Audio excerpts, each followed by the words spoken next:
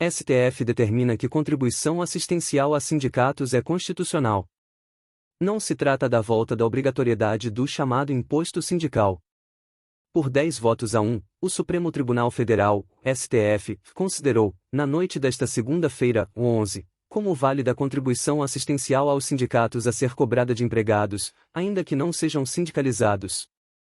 Não se trata da volta da obrigatoriedade do chamado imposto sindical, que passou a ser facultativo com a reforma trabalhista de 2017.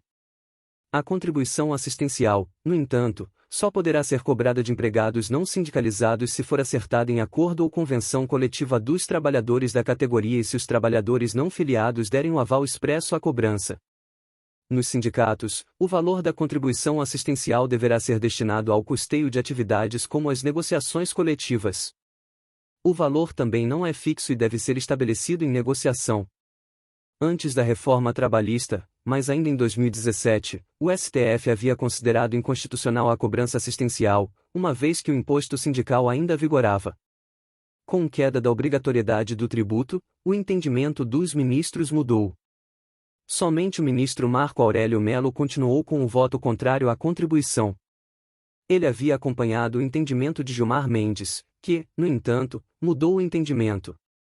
Refletindo sobre os fundamentos de seu voto, entendo que é caso de evolução e alteração do posicionamento inicialmente por mim perfilhado para aderir àqueles argumentos e conclusões, em razão das significativas alterações das premissas fáticas e jurídicas sobre as quais assentei o voto inicial que proferi nestes embargos de declaração, sobretudo em razão das mudanças promovidas pela reforma trabalhista, Lei 13.467/2017, sobre a forma de custeio das atividades sindicais, escreveu o ministro Gilmar Mendes em seu voto eletrônico. Em 2017, o magistrado havia votado pela inconstitucionalidade da contribuição assistencial.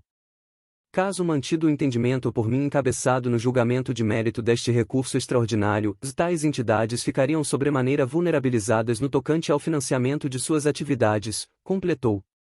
Luiz Barroso, por sua vez, destacou que fica garantido o direito do empregado de se opor ao pagamento da contribuição assistencial.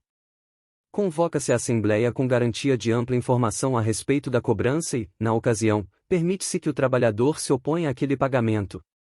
Ele continuará se beneficiando do resultado da negociação, mas, nesse caso, a lógica é invertida, em regra admite-se a cobrança e, caso o trabalhador se oponha, ela deixa de ser cobrado. De acordo com o ministro do Trabalho e Emprego, Luiz Marinho, no que depender do governo federal, o imposto sindical obrigatório não voltará a ser a maneira como os sindicatos e confederações trabalhistas garantirão remuneração para o seu funcionamento.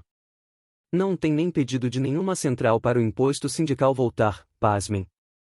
O que está em discussão é como constituir um mecanismo que as categorias de trabalhadores e empregadores, no seu ambiente democrático, participativo, com transparência, possam deliberar qual é a capacidade daquela categoria em dar contrapartidas a entidades representativas, em contribuição num patamar razoável, afirmou o ministro ao BDF em entrevista desta semana.